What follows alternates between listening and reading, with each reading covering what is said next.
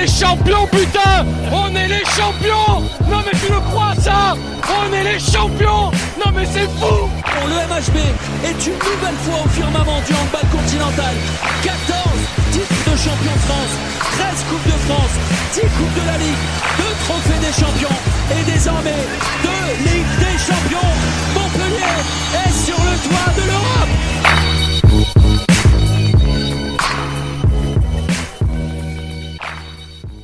Commençons cette première Paraleto Chiller, parce que ça va être comme ça qu'on va le renommer, par rapport à l'ancienne chronique qu'on avait.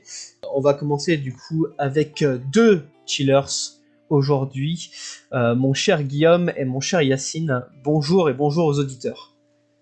Bonjour. Salut Flo, salut à tous. On va parler pour cette première Paraleto Chillers d'une actualité brûlante en ce moment, surtout avec la démission de Bartomeu, le président du Barça hier, sur cette fameuse Super League européenne au foot, qui a été agitée par les derniers articles de Sky Sports la semaine dernière. Je vous fais une petite introduction rapide à l'aide du compte Twitter FC Geopolitics, Football Club Geopolitics, sur donc, Twitter, qui est un beau compte et qui parle un petit peu, qui a fait un thread sur cette affaire-là. Donc en fait, la semaine dernière, Sky Sports a révélé qu'un championnat opposant les meilleurs clubs européens placés sous l'égide de la FIFA pourrait voir le jour dès 2022. En d'autres termes, donc une Super League européenne de football. Donc le média britannique a révélé que les clubs de Manchester United et de Liverpool auraient entamé des négociations pour la création d'une Super League européenne.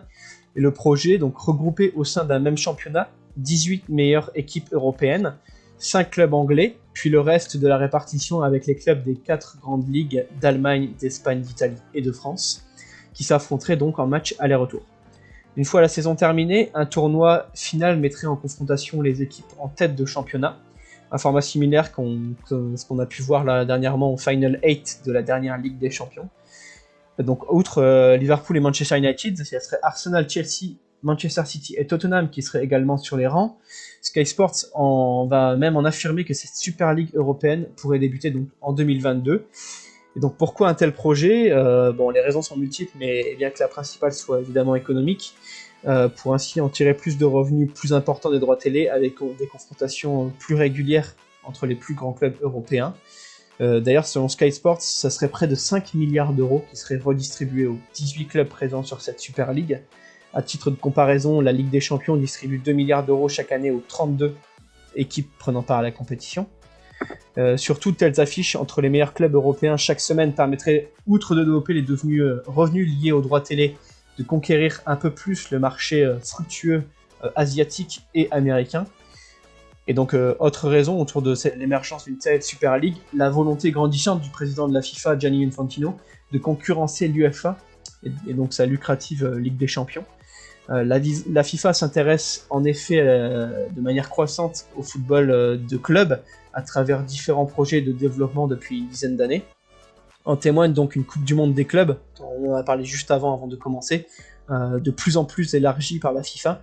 L'édition 2021 qui aura lieu en Chine regroupera 24 équipes, dont 8 venant d'Europe.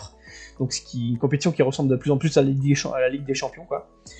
Toutefois, Infantino a nié l'intérêt d'une telle Super League, mais le New York Times, dans les Football Leaks, avait néanmoins révélé qu'en septembre dernier, Florentino Pérez, président du Real Madrid, et très proche d'Infantino, œuvrait en coulisses pour remodeler le football européen au profit des plus grands clubs du continent. Toutefois, il est diplomatiquement compliqué que la FIFA soit directement derrière ce projet, affirment certains spécialistes. Et outre la FIFA, les rumeurs d'une telle Super League sont alimentées par les clubs eux-mêmes. Liverpool et Manchester United ont présenté d'ailleurs début de mois le projet Big Picture. Donc je peux pas savoir exactement ce que c'est, mais ça doit sûrement confirmer ces dires de Super League. Et enfin, donc, la création d'une Super League viendrait certes assurer une meilleure stabilité financière pour le cadre européen, avec un système similaire aux ligues sportives aux États-Unis, mais cela impacterait aussi grandement les droits télé des championnats nationaux, qui pourraient être peu à peu délaissés par les grands clubs. Voilà. un peu cette introduction à cette Super League. Je suppose que vous êtes tous les deux contre cette Super League, sauf si il y a débat. Il y a débat. Mais est-ce que pour vous, juste une première question à vous poser, est-ce que vous voyez des effets positifs à la création d'une telle Super League ? Guillaume, tu veux commencer ou Vas-y. Ok, je vais parler un peu crûment. D'abord, d'un point de vue objectif, le point positif, c'est, évidemment, ce sont pour les principaux intéressés, c'est la manne financière, parce que si tu es un club, disons, du fameux G14 de l'époque, et que tu fais partie donc de ce cercle fermé, tes revenus à distribuer entre les clubs passeraient de 2 milliards à près de 6 milliards. Et cette manne, on imaginerait, ne ferait qu'augmenter, parce que j'ai vu que la compétition pourrait potentiellement, sous réserve de confirmation, être subventionnée par JP Morgan. Disons que l'argent ne manquerait pas. Donc ça, c'est le seul point positif que je puisse voir. Au niveau de la compétitivité, disons que les dernières confrontations depuis des années sont quasiment similaires. À partir des 8e quarts de finale, il y a toujours un ou deux clubs qui s'immiscent, type Shakhtar ou Porto, mais grosso modo, on retrouve toujours les équipes du haut du panier qui s'affrontent jusqu'en finale. Donc la compétitivité ne baisserait pas, au contraire, je pense qu'elle augmenterait. Après, le gros point négatif, bien évidemment, c'est les clubs des championnats nationaux, où là, pour le coup, pour le cas français, imaginons, on ne ferait que payer la facture de 10 ans de retard de développement des clubs intermédiaires, disons. Avant de parler des points négatifs, peut-être Guillaume sur les points positifs. Comme ça, on parlera après de la Ligue 1 ou quoi que ce soit. Les points positifs, pour moi, c'est à peu près les mêmes. C'est au niveau du spectacle. Évidemment, les meilleurs joueurs seront concentrés dans 18 clubs. Peut-être moins, parce que même les moins grands clubs, alors par exemple en France on parle de Lyon, je pense pas qu'un... Lyon et Paris en France, ouais. Voilà, Lyon et Paris. Je pense pas qu'un Dybala par exemple viendrait à Lyon. Faut pas exagérer, mais t'aurais quand même des meilleurs joueurs qui viendraient à Lyon, puisqu'ils n'auraient pas la place dans d'autres gros effectifs. Donc je pense que le niveau de cette compétition atteindrait un niveau jusqu'ici inégalé.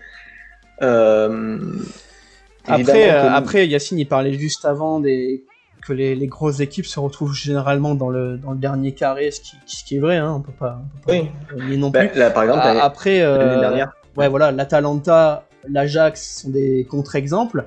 Et puis d'un autre côté, par exemple Arsenal ou dernièrement le Milan AC, je suis désolé Yacine, ça serait ça serait potentiellement ceux qui seraient dans la Super League, mais ne sont pas présents dans le haut, dans le gratin quoi, du football. Oui, sportivement, ne mérite pas en ce moment, ça c'est clair.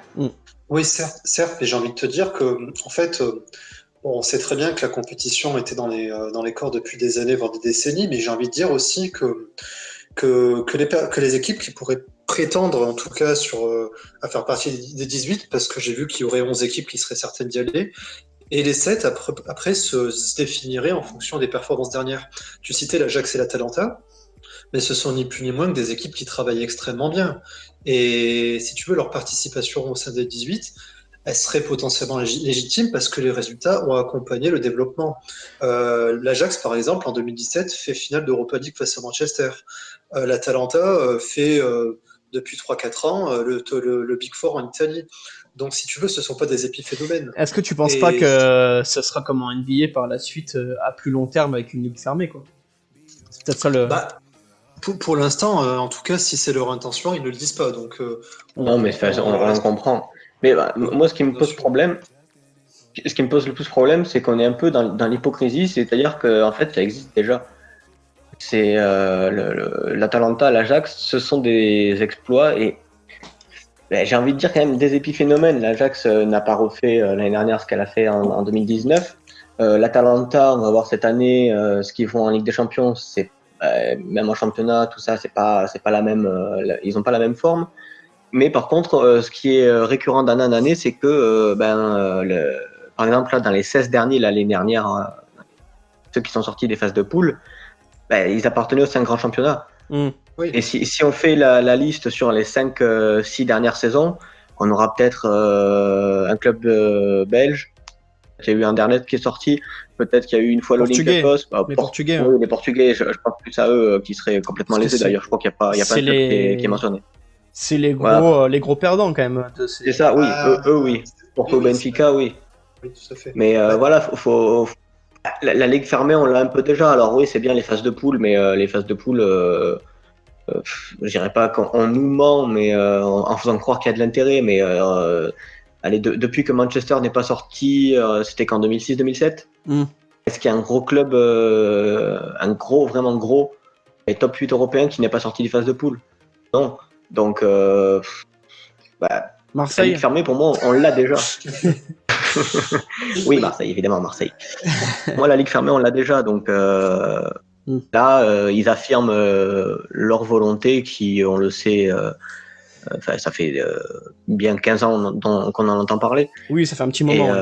Là, ça se concrétise assez. Voilà, c'est un peu la fin de l'hypocrisie, quoi. Parce que pour moi, dans les faits, on l'a déjà, la ligue fermée. Certes, mais est-ce qu'on...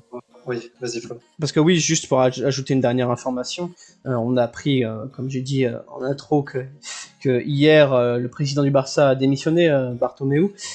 Lui, il se casse et il lâche une bombe. Hein. Ouais, il lâche une bombe en confirmant que le Barça était pour la création de cette Super League. Donc ça veut bien dire qu'il y a des tractations derrière et que ça prend des effets vraiment très concrets en ce moment.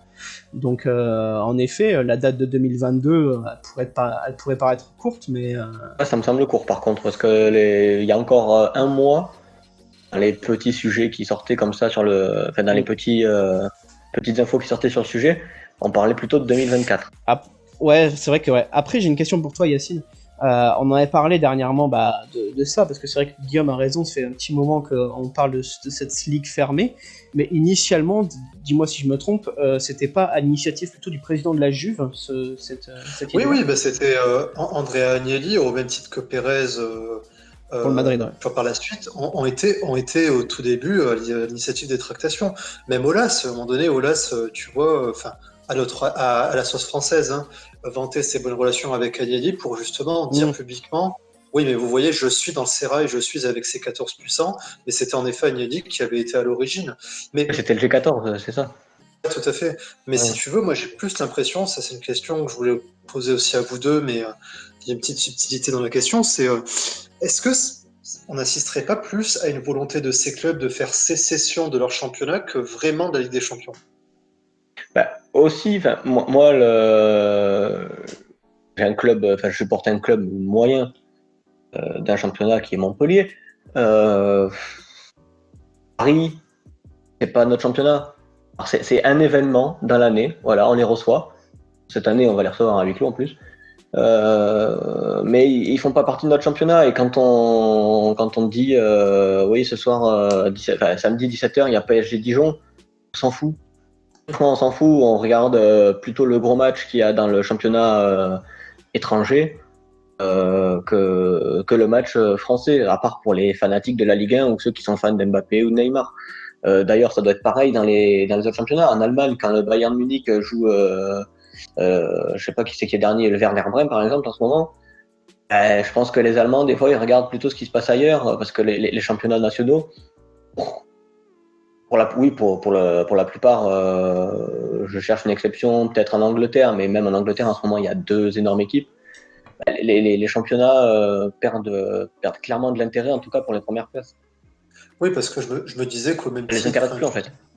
Oui, parce qu'en plus, tu disais qu'en effet, tu avais raison, à partir des 8e de finale, on n'a strictement aucune surprise en Ligue des Champions. Je me disais que, hormis la concurrence derrière entre la FIFA et l'UEFA, je veux dire, je ne vois pas la raison plus que ça des gros clubs qui s'en tirent toujours des phases de poule, de vouloir faire vraiment sécession de la Ligue des Champions. Surtout qu'en plus, le côté négatif, on en parlera peut-être après, Flo, c'est le fait que si tu cumules les matchs aller-retour entre ces 18 équipes, plus un Final Four, ça te fait à minima 34 matchs, donc au moins, si ce n'est plus, la longueur d'un championnat national. Ouais, c'est compliqué. Après, il y aura une bataille juridique peut-être même avec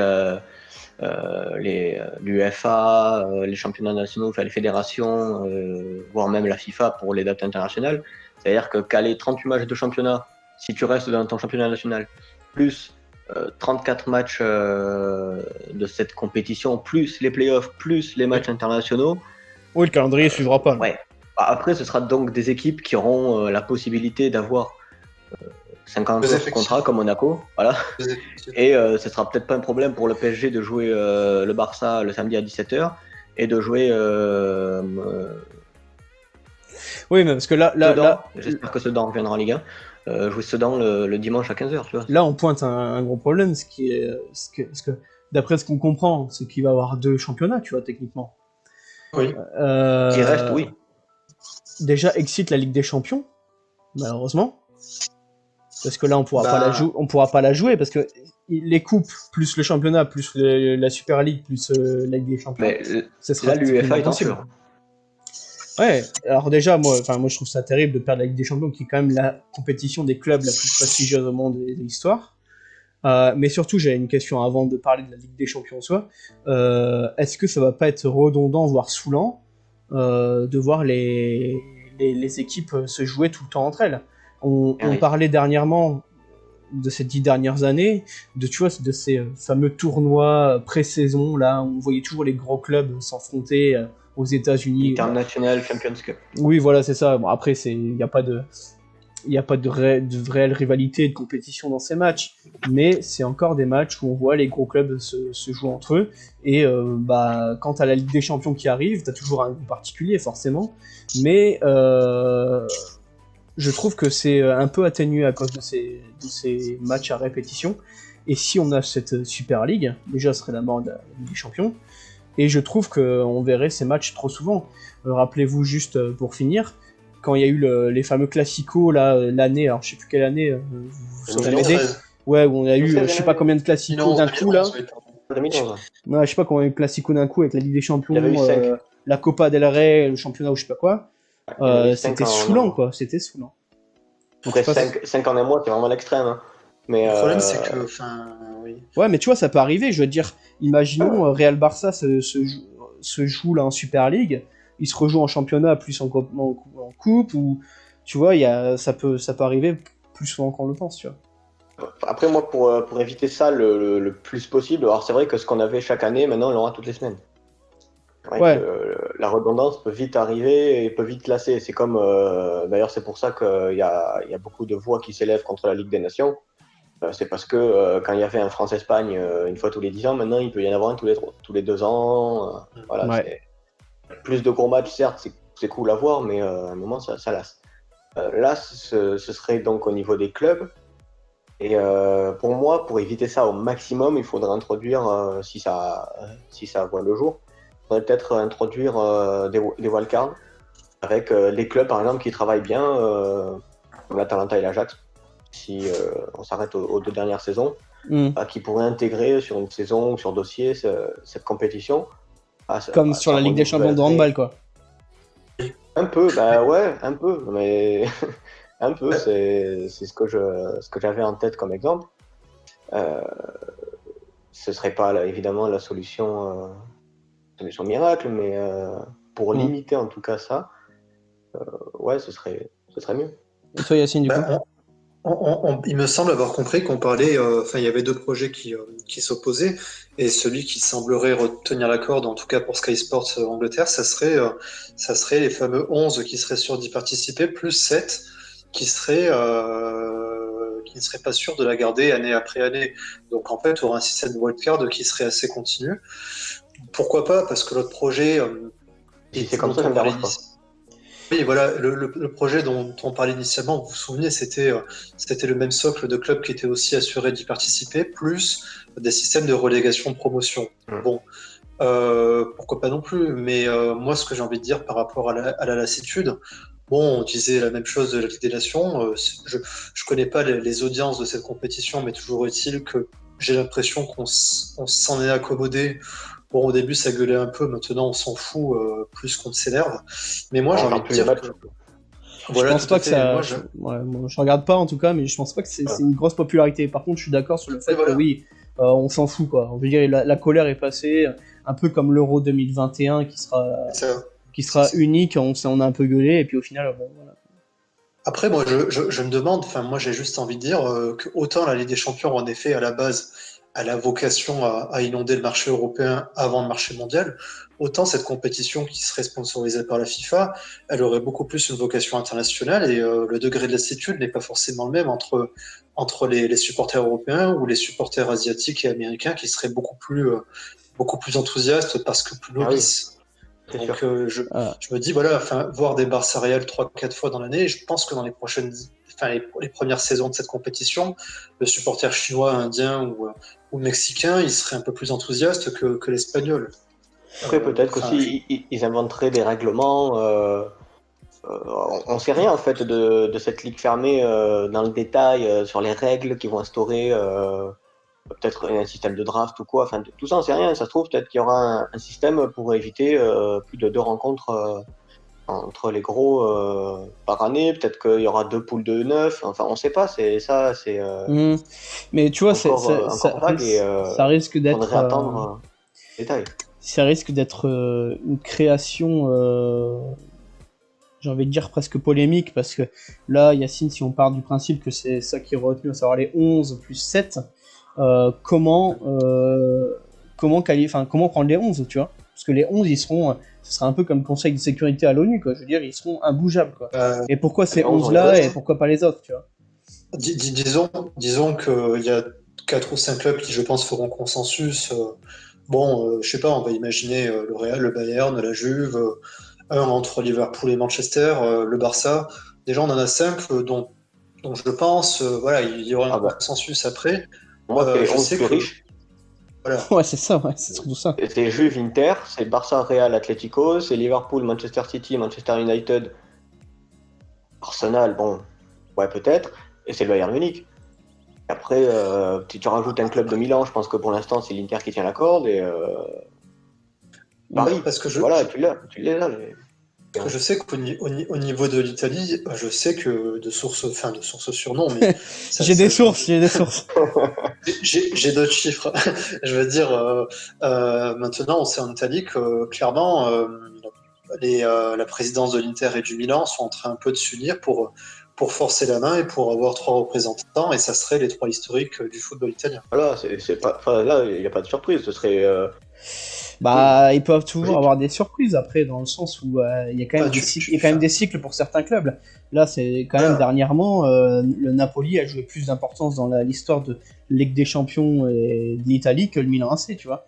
Je parle de ces 5 derniers. Si on se base sur le mérite sportif, le Milan ne mérite absolument pas d'y être. Donc, il y en aurait d'autres qui ne mériteraient pas d'y être. Hein. Ah oui, il y en aurait d'autres aussi, mais voilà. Et surtout que j'ai l'impression, alors c'est pour ça que je t'ai posé cette question tout à l'heure, Yacine, sur la Juve, mais j'ai l'impression que c'est un peu lui qui a commencé les choses avec Florentino Pérez. Mais j'ai l'impression que les Anglais, ils ont peur de se faire niquer, hein, disons-le clairement, et prennent les devants de suite pour placer le plus de clubs possible, parce que là, ce serait le seul pays à avoir 5 clubs, et les autres auraient les restes, entre gros guillemets, hein, évidemment, avec notamment l'Allemagne et la France, avec 2 clubs. Bon, la France serait plus logique, mais l'Allemagne, même si c'est que quelques clubs, l'Allemagne, ça reste une ligue beaucoup plus importante que la France. Bah oui, après les Anglais, ils sont en train de faire le forcing, il faudrait voir après au niveau des coulisses.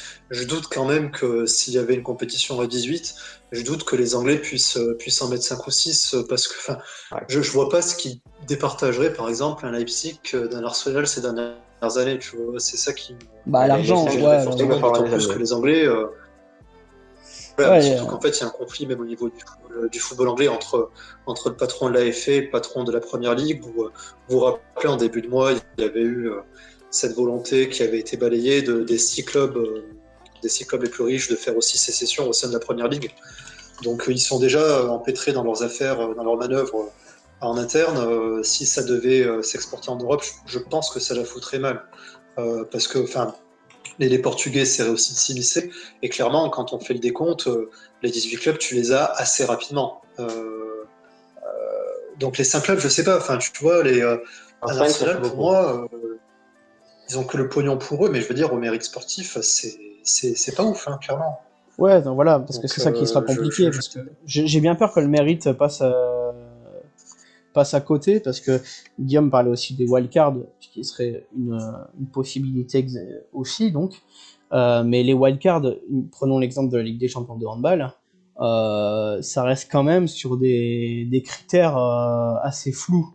Et il y a le résultat, évidemment. Il y a le public. Comment peut-on parler d'un public ou quoi que ce soit, enfin je sais pas, comment peut-on quantifier un public, et il y a aussi le fait, l'histoire du club. Pareil, là c'est assez abstrait quoi comme critère. C'est ça, c'est que. Donc c'est ça. si ça arrive dans le foot, alors oui voilà, parce que dans le handball, peut-être ça passe, mais ça me fait passer un peu à la VAR dans le foot. Je pense que tu mettrais la VAR pour un autre sport. Voilà, le rugby, on en parle, ils ont la vidéo. Ça passe plus facilement parce que le public rugby n'est pas comme le public foot. Hein. Et dans le foot, ça passe pas du tout. Alors bon, il y a d'autres trucs qui font que, en effet, la VAR est mal utilisée. Mais je veux dire, là, la wildcard dans le hand, ça peut passer. Dans le foot, je doute que ça passe. Le problème, c'est que comment est-ce que ça se passerait? Est-ce qu'ils établiraient, je sais pas, un barème et un coefficient basé sur les 5 dernières années? Alors, comme tu le dis, oui, mais après, si tu veux, je sais pas, moi je préférais plus un système basé sur les 5 dernières années, mais en prenant en compte aussi l'Europa League, parce que on s'est rendu compte que les dernières années, l'Europa League, à partir des 16e et 8e, tu avais quand même de beaux matchs. Tu avais des gros clubs, donc ça récompensait aussi certains clubs qui ne prenaient pas ce tournoi à la légère. Après, la coalition UEFA serait un club comme Séville, par exemple, si tu te bases sur ce mérite, bah oui. Ça serait le plus logique, le coefficient UEFA, en effet. Mais ça serait ce serait vraiment l'idée inverse de ce que voudrait, je pense, la Super League. La Super League veut avoir des gros clubs historiques qui se jouent entre eux. Après, avec le coefficient UEFA, bon, c'est vrai que tout serait remis en question après plusieurs années de Super League, je suppose que la Ligue des Champions n'existerait plus. Mais ça serait, je veux dire, voilà, des clubs qui ont performé ces dernières années, et on verrait justement l'Atalanta ou des trucs comme ça. Et je suis pas sûr que ce soit l'idée de cette Super League d'avoir des clubs, malheureusement, plus bas historiquement. L'Atalanta, je suis pas sûr que ça les fasse rêver, tu vois. Et, malheureusement. Après, généralement, à 2-3 exceptions près, les clubs les plus riches sont ceux qui ont les meilleures performances en Ligue des Champions. Hein. Oui. Donc, à 2-3 exceptions près, évidemment, les exceptions, j'ai ouais, mais il y a 18 clubs. Arsenal, Milan, c'est les clubs qui intégreraient. Ouais, mais à 2-3 exceptions près, je veux dire, il y a 18 clubs. 18 clubs, 2-3 exceptions près, c'est déjà beaucoup. Parce qu'on peut parler de Dortmund aussi. Dortmund, honnêtement, son histoire, d'accord, mais qui peut permettre de dire que Dortmund est au-dessus de Leipzig dernièrement, je sais pas, tu vois. Non, mais c'est ça. Non, mais après, les Allemands. Oui. Vas-y. Ouais, gamme. Si tu crées... alors, imaginons que cette Super League se désolidarise complètement de l'UEFA et fasse un peu comme la NBA. Si derrière, tu gardes une Ligue des Champions avec Séville, Dortmund, Leipzig, la Roma, Naples, alors évidemment, ce sera moins fort, mais on pourrait dire, allez, on a le caviar avec la Super League, et dessous, on a du homard avec une Europa League améliorée. Et donc, peut-être plus de chances pour... l'Europa League serait morte d'une autre manière, du coup. Soit tu supprimes la Ligue des Champions, mais tu upgrades l'Europa League avec ces clubs qui ne seraient pas acceptés au-dessus. Toi, tu gardes une Ligue des Champions, mais au rabais, je pense que de toute façon, la Ligue des Champions... Moi, je trouve ça dur. Elle disparaîtra d'elle-même. Elle sera prise un sandwich entre la Super League et l'Europa League. Elle aura plus de substance qui l'attirera vers le haut. Donc, je pense elle mourra d'elle-même, malheureusement. Mais si tu améliores l'Europa League avec donc, des clubs, Tottenham, Séville, comme j'ai dit, Valence, des clubs portugais... tu peux mais c'est sûr que ça peut faire une très belle compétition. Ça peut faire une très belle compétition. Les clubs moyens ont une chance d'aller un peu plus loin en Coupe d'Europe. Imaginons Steaua Bucarest, au lieu de terminer, ou à Celtic Glasgow, de terminer en barrage ou en tour préliminaire, peut-être qu'ils iraient en 8e de cette compétition. Ouais, mais il n'y aura plus de... Enfin, je veux dire, ce Ça- sera plus légitime, ce sera une compétition au rabais, alors que la Ligue des Champions existe depuis 1955, je veux dire.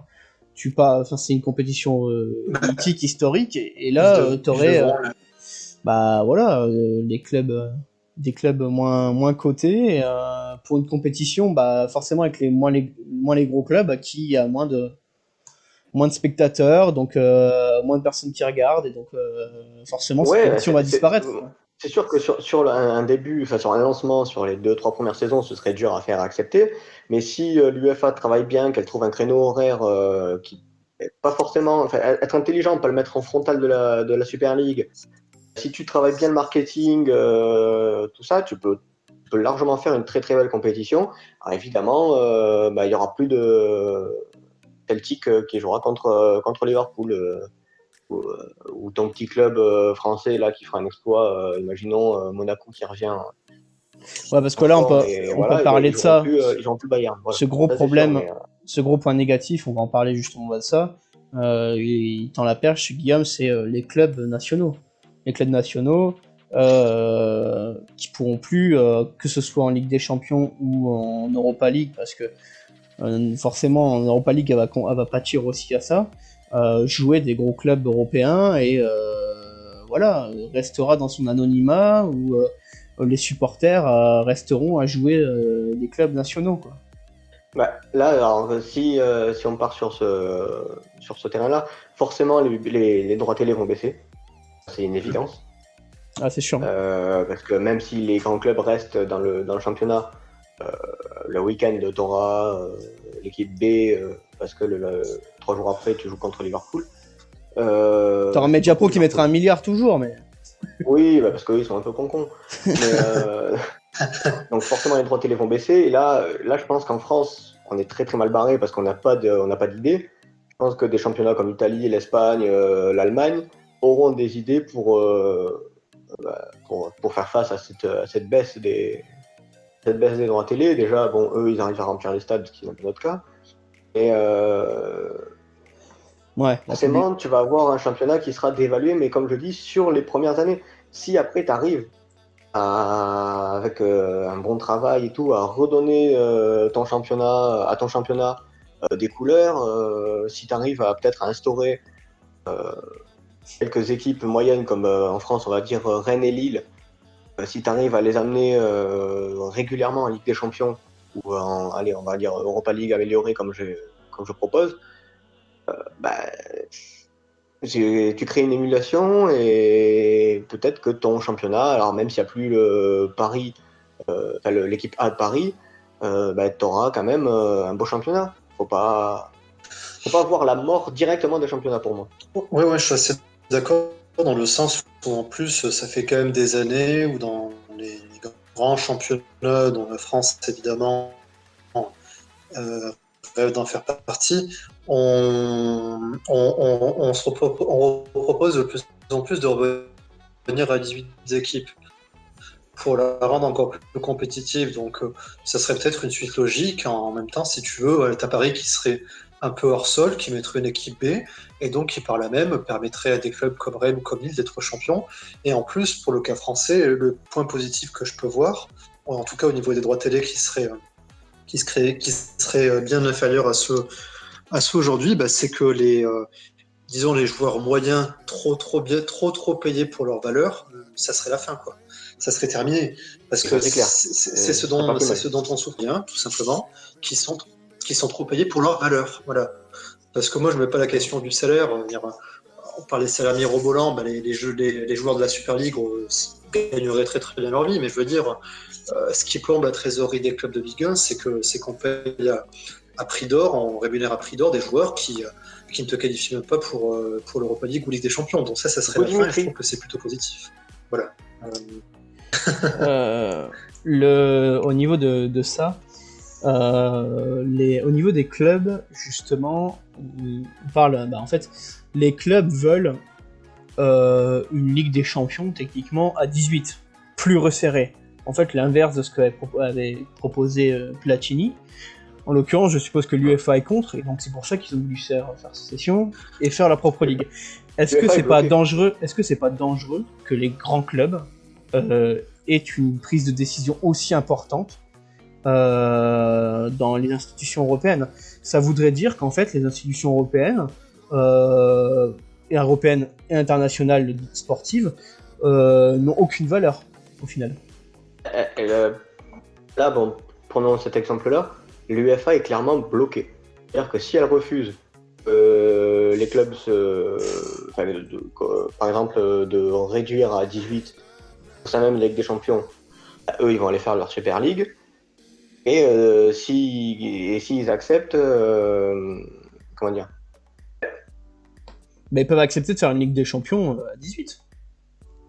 Avec mais des qualifiés tout le temps, quoi. Dire, Enfin, tu leur donnes raison.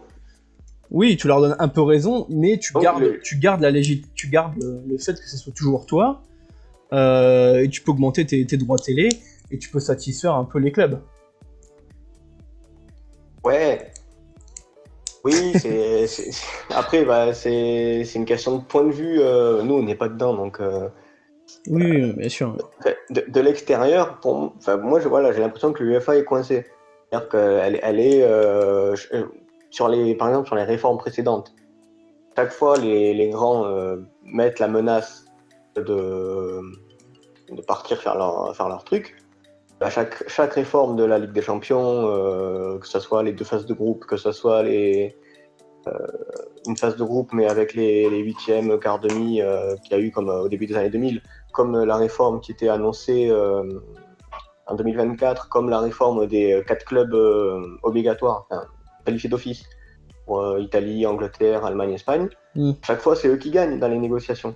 Parce que l'UEFA a peur justement qu'ils partent faire leur Super League. Donc elle est coincée. Et c'est pareil pour la FIFA. La FIFA, dans cette situation...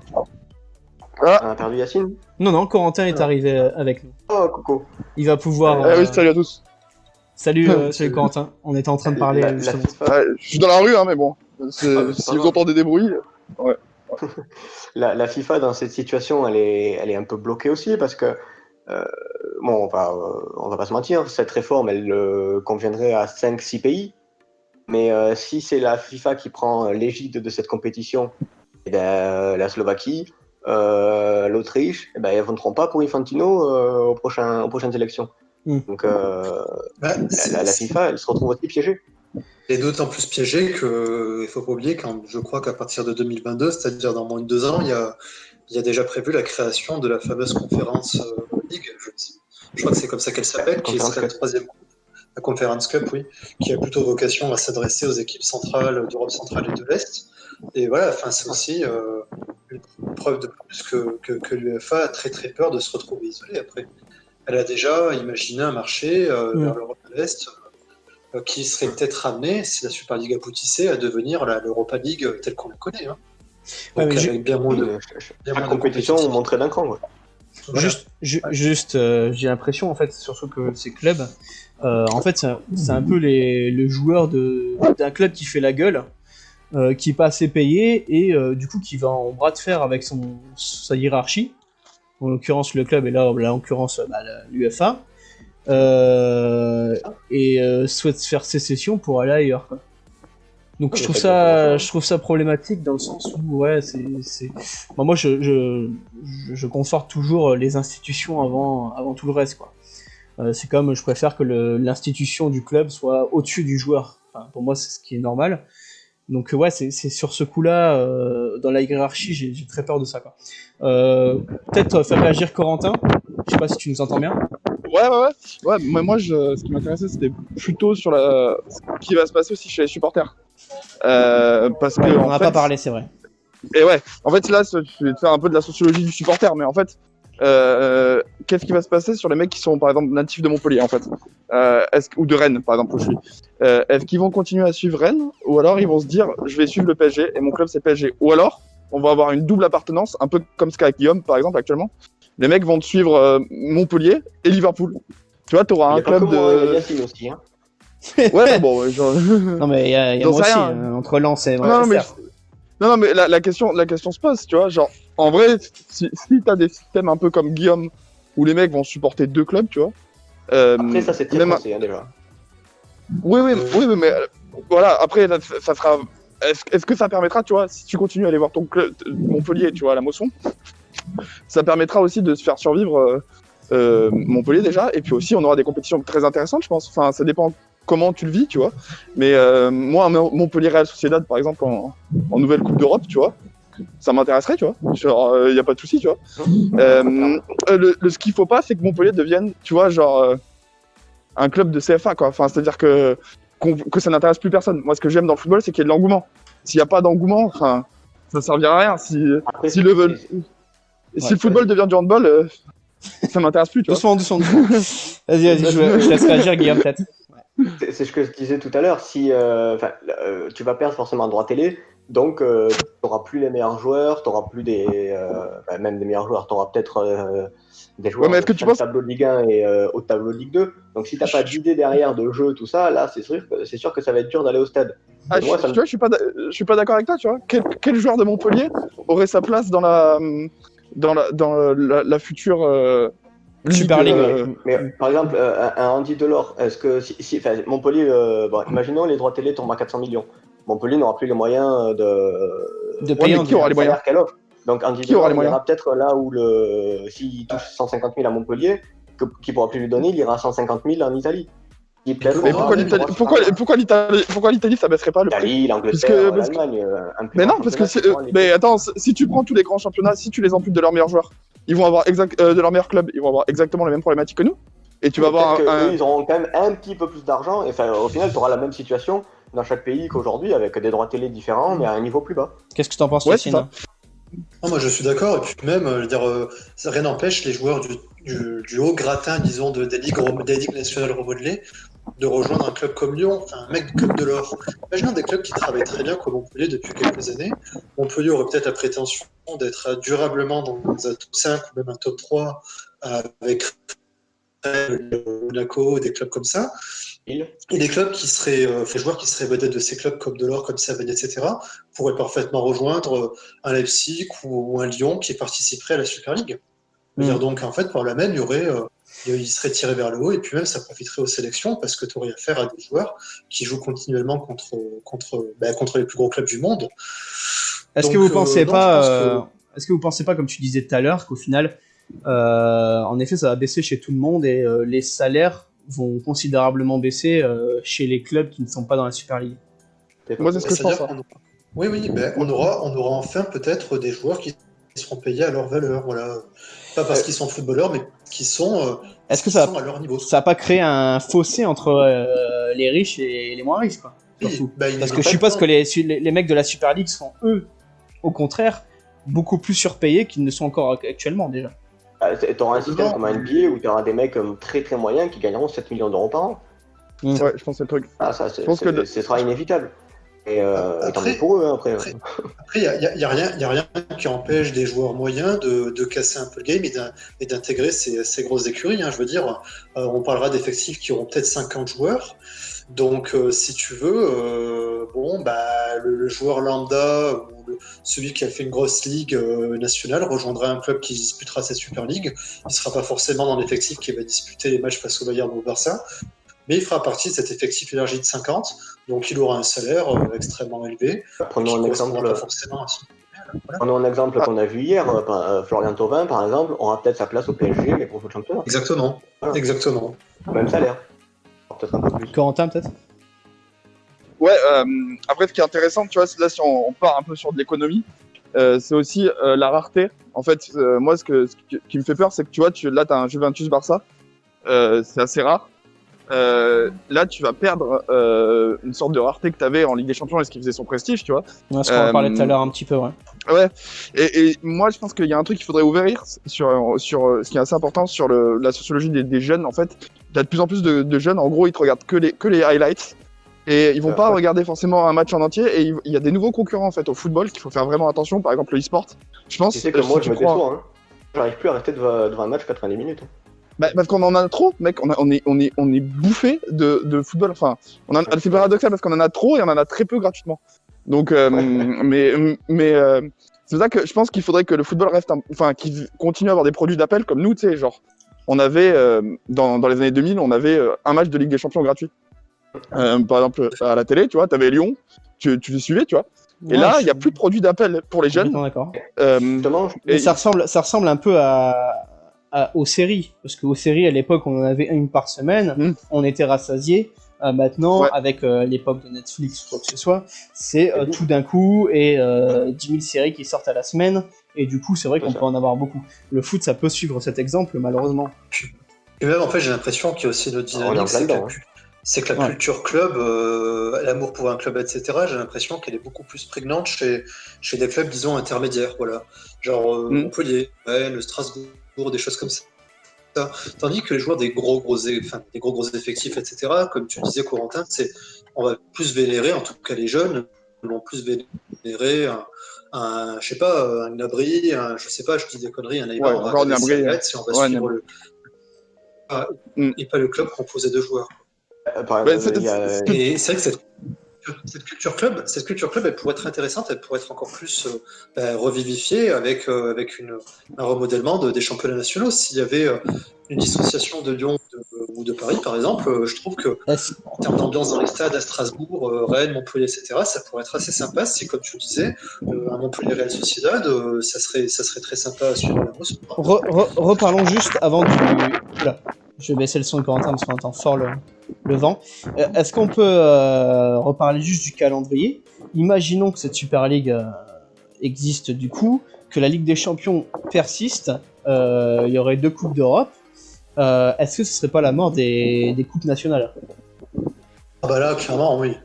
Là, enfin, je veux Ouais, dire, oui, là, c'est vrai que... Enfin, après, Mais non, mais sinon, on fera une coupe, on fera une coupe nationale entre nous. Ouais, t'aurais toujours fait 38 journées plus la coupe. Pour les clubs qui sont pas qualifiés en Coupe d'Europe, ça irait. Après, c'est Pour sûr ceux qui que sont pas en le Super PSG League, ils pourraient jouer la Coupe. C'est ça que tu veux dire? Ouais, mais le PSG, ils en verront les U19, ça. Bah... Ouais. Et peut-être qu'ils joueront la finale à fond. Mais ça, c'est clair que les compétitions nationales, les coupes nationales, elles vont en pâtir forcément. ce qui m'intrigue, c'est que je sais pas comment ça se passerait. Enfin, c'est con, mais au niveau des fenêtres de tir, c'est-à-dire que, je sais pas, un entraîneur de Paris qui a 50 joueurs sous ses ordres avec son staff, comment ça se passerait imaginons s'il y avait un doublon comme au rugby, n'est-ce pas, d'un match de Ligue 1 Paris-Strasbourg avec l'équipe B, disons, mais qui serait composée de Thauvin, de Fekir, etc. Et en même temps, il jouerait à Pékin contre le Barça avec l'effectif A. Comment est-ce que ça se passerait? Est-ce qu'il y aurait du coup 2 entraîneurs? Parce que clairement, en fait, quand tu réfléchis au calendrier international, je pense qu'on va aboutir à des doublons parce qu'avec les fenêtres de tir aussi des sélections C'est et clair. les compétitions organisées, ça va pas être possible. Bah, surtout qu'on parlait tout à l'heure de la Coupe du Monde des clubs qui va être élargie, c'est vrai que ça va être compliqué. Oui, À mon avis, celle-là, elle fera qu'une édition. oui, bah, en plus, enfin, je veux dire, là, ils nous ont encore inventé un truc énormissime. Hein. Je crois Mais que tout ça, c'était c'est dans la logique de rajouter des matchs, quoi. Ouais, parce qu'actuellement c'est rentable, mais il va falloir vraiment que le football se demande si on va pouvoir réussir à garder notre public ou pas.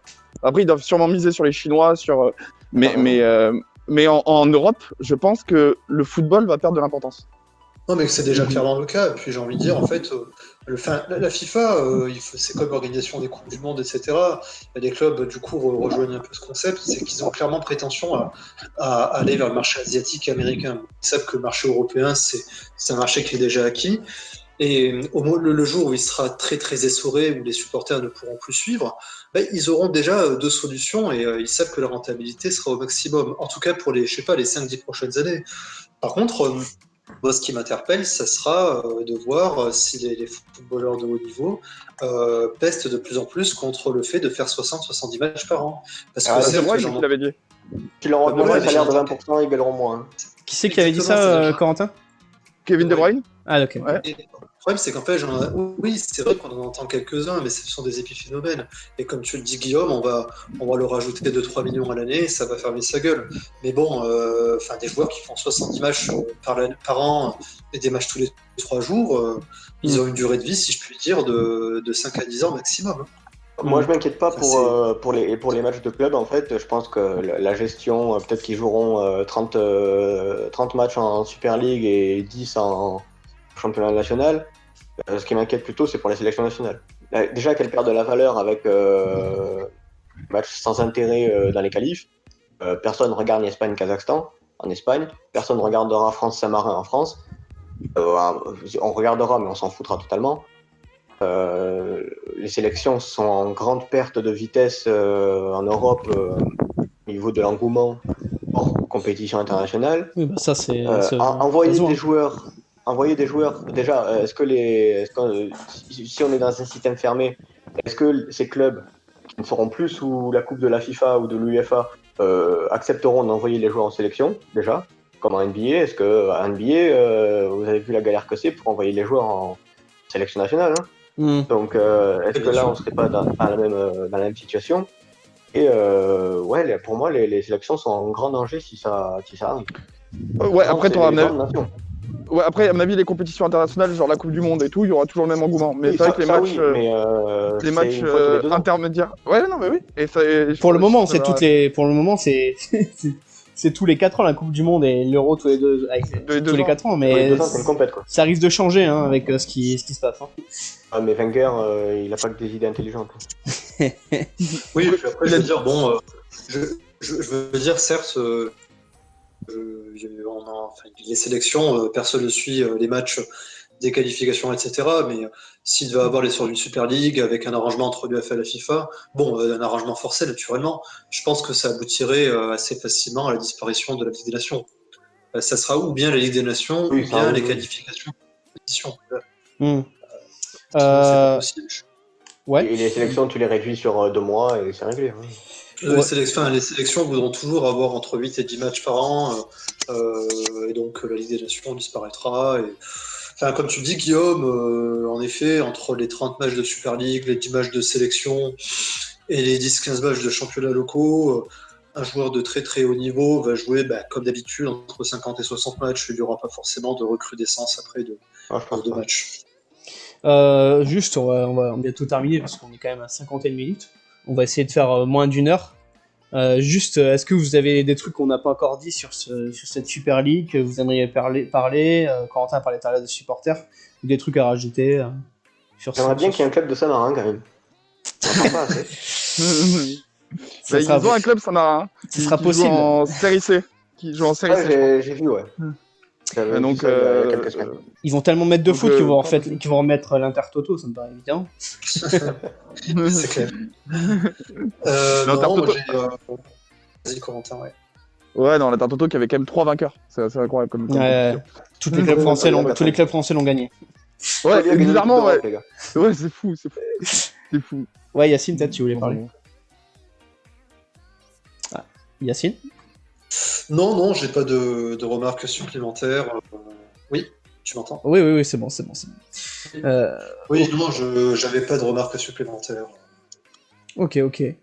En tout cas, c'est vrai que, je pense que si je peux finir, genre. Oui, je t'en prie. Ce qui est vraiment intéressant en fait là-dessus, c'est que c'est vraiment un pur inconnu en fait. J'ai l'impression, on joue un peu à Frankenstein, quoi. Genre, l'UEFA sait pas trop ce qu'il fait parce qu'on sait pas ce que les supporters vont regarder, si on va continuer à avoir notre affiliation à nos clubs de base, et si en fait personne va regarder la Super League. On sait pas comment les joueurs vont se comporter parce que ça va, comme tu as dit, ça va amener des baisses de salaire massives. Dans la plupart, si tu prends les footballeurs, la plupart vont connaître des baisses de salaire en fait. Parce que là actuellement, on a énormément ce qu'on se rend pas compte, c'est qu'on a énormément de joueurs pros en fait. Que tu prends au moins 10 ligues où tu as des salaires, quoi. Donc, à mon avis, il y a quand même des freins potentiels, quoi. Si tu prends en termes presque syndicats. Quel poids auront peut-être que la FIF Pro, tout ça, là, tous les syndicats de joueurs, peut-être ils peuvent peser un peu dans les négos, mais au niveau national ou quoi, quel poids aura aucun. Le seul point que ça pourrait avoir. Saint-Etienne, ils vont subir et ils vont la fermer. Tous les clubs, Huesca, Valladolid, ils vont la fermer. Coucou Romain. Non, le seul truc qui pourrait plomber la FIFA, ou l'UEFA, c'est que en fait ça marche pas. C'est-à-dire que il n'y a pas le succès économique attendu. Et ça, je pense que on le sait pas encore, quoi. Non, mais de toute façon, on connaît. C'est un projet sur un bout de papier pour l'instant. Hein.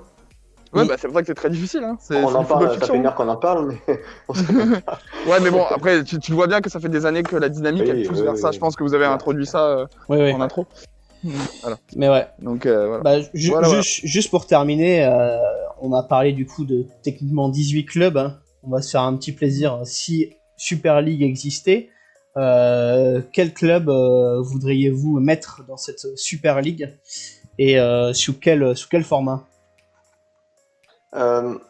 Alors moi, j'avais un petit côté en romantique. Je voudrais prendre, bah là, il y a des clubs que tu es obligé de prendre qui n'ont pas d'histoire, comme Manchester City, peut-être Leipzig, Ouais. Atlético. Bon, aussi l'Atlético, si un peu quand même. Ces derniers qui n'ont pas, non qui n'ont pas eu beaucoup d'histoire. Ouais, non. Ouais, Paris, aussi, mais, Paris. Non, mais si tu prends l'Atlético, Paris. quand même, ça. Ouais, mais c'est une histoire européenne, mais c'est pas non plus la dinguerie, tu vois. Ouais. Ce que je voulais dire, c'est voilà, moi je pourrais pas me passer d'un club hollandais. Ouais. Je pourrais pas me passer d'un club écossais. Ouais, moi je voulais prendre le Celtic. Moi j'allais dire le Celtic. Ouais, je prendrais le Celtic ouais, tous les bah, jours. cette année, les Rangers font une grosse saison. Ouais, aussi. mais au niveau européen, c'est. Ouais, quoi que Celtic, Ouais, Rangers, t'en prends un des deux. Bah, le Celtic a gagné une Ligue des Champions. Ouais. Je crois que tu puisses te passer des clubs portugais, évidemment. Non. Bon, les Belges, enfin, si les Belges, on s'en fout. Mais tu vois, un club d'Europe de l'Est, le Steaua Bucarest ou Belgrade, Dynamo Kiev. un club, ouais, Kiev ou un club grec, Olympiakos. voilà, pour qu'il y ait quand même, tu vois, une Ouais, mais représentation. tu vois, ça devient complètement hasardeux. Du coup, toi, tu. Mais moi, c'est purement sentimental et subjectif. Hein. Oui, voilà, c'est ça, c'est ce qu'on Ouais. disait tout à l'heure. Du coup, tu dirais Voilà, une base de 10 clubs et puis 8 qui se bagarrent sur des critères pas encore définis. Après, pas forcément leur donner une portion trop grande, mais voilà, un club, peut-être aller à Olympiakos. Ouais. Bon, Sur les deux dernières années. après, si tu leur donnes les moyens, évidemment, les premières années, ils vont jouer le bas de tableau. Bah, c'est comme Marseille. Hein. Comme Marseille. Ou Lyon, après... ils y vont. Après, Ouais, dans une ligue fermée, bah, c'est comme en NBA, d'un coup, hop, tu as une franchise qui arrive et qui peut être championne l'année d'après. Donc, ce serait l'écart de niveau se comblerait assez vite, je pense. Et, Après, voilà, c'est ma vision romantique du situation. Est-ce que justement là sur ces écarts de niveau, on a eu des infos sur des mécanismes de régulation comme tu peux avoir en NBA ou absolument rien? Pas encore. Non, pas encore. Par contre, moi, là où j'ai une grande peur, c'est qu'ils nous changent les règles du foot. Par rapport à l'enchaînement des matchs, par rapport à l'évolution du spectacle, enfin de la perception par le spectateur. Par exemple, on l'a dit, qui se lasse très vite, qui ne regarde plus que les highlights, qu'on passe pas à des matchs de 70 minutes. Qu'on n'enlève pas des règles, qu'on fasse pas le tir en dehors de la surface à deux voilà. buts. Qu'on change pas. Non mais c'est ça. Non mais qu'on fasse pas des changements illimités, par exemple. Ça me fait très peur. Si on regarde les règles du foot, ok. Les changements là, t'as déjà eu un gros changement là avec les 5 changements. Les 5 changements, c'est une révolution silencieuse qu'ils ont utilisé le coronavirus un peu pour le faire. C'est une catastrophe. Oui, ça avantage les gros. Ouais. Évidemment. Yacine, justement, sur ça, quelle formule tu utiliserais, toi, pour cette Super League? Moi, j'utiliserais plus un format 2x10, c'est-à-dire 20 clubs avec par exemple, imaginons un socle entre 12 et 14 clubs. Je mettrais 3 clubs pour les Anglais, les Allemands, les Italiens et les Espagnols. Ça en ferait 12. Donc, assez rapidement, je mettrais Liverpool, United et un entre Chelsea et Manchester City. C'est vrai qu'on n'a pas cité une fois le nom de Chelsea, on les a oubliés quand même. Voilà. Donc moi, ça serait plutôt en ballottage avec City et Tottenham, par exemple. Ensuite, en Allemagne, je mettrais un Dortmund, Bayern et un entre Leipzig et Mönchengladbach. En Espagne, je mettrais les 3 gros. En Italie, je mettrais l'Inter et la Juve et un entre Milan, Naples et la Roma. Et en France, je mettrais Paris et Lyon. Et ensuite, du coup, ça ferait 14 clubs, je crois. À ceci, tu ajouterais 6 clubs qui auraient des wildcards, quoi. Comme tu dis, comme disait Game. Voilà, c'est ça, mais avec une préférence des wildcards essentiellement destinés à des clubs qui ne sont pas représentés dans les 5. Donc, on peut imaginer un Ajax, un Zénith Saint-Pétersbourg, un Shakhtar, un Porto. Donc, je pense que sur les 6, il y aurait quand même tôt ou tard au moins un club portugais, peut-être un club belge, un club grec, un club russe. Un peu comme on faisait quand on faisait une Ligue des Masters à la carte sur PES, quoi. C'est ça. Et je ferai 2 poules de 10 avec en régulation une priorité à à faire en sorte que 2 clubs maximum du même championnat se retrouvent dans la poule et qui ne se croisent pas à partir des quarts ou demi, un peu comme ce qu'on voit en 8e de finale. Voilà, Bah, ça tu sais quoi, je suis complètement d'accord avec ta vision. Ah, ben, je te remercie. Ok. Très bien. Peut-être tu voulais rajouter quelque chose, Corentin, pour cette fin Non, bah, là, en faisant, je calculais dans ma tête en faisant le compte, ça laissera des beaux clubs en cas de compétition européenne pour les exclus, entre guillemets. Même en Italie, Ouais, tu attends. peux garder un Roma, en Espagne, Un t'as Lazio, l'Athletic Bilbao, Séville, le Betis. Une très belle Ligue Europa. Ouais, ça peut Ouais. créer une très belle Ligue Europa qui, pour moi, m'ira, en fait, en tant que supporter de Montpellier. Ok. Oui, ça serait une compétition que le Milan pourrait gagner, donc je serais content. Pas de grave, hein, de Super League. Bon, très bien. Merci.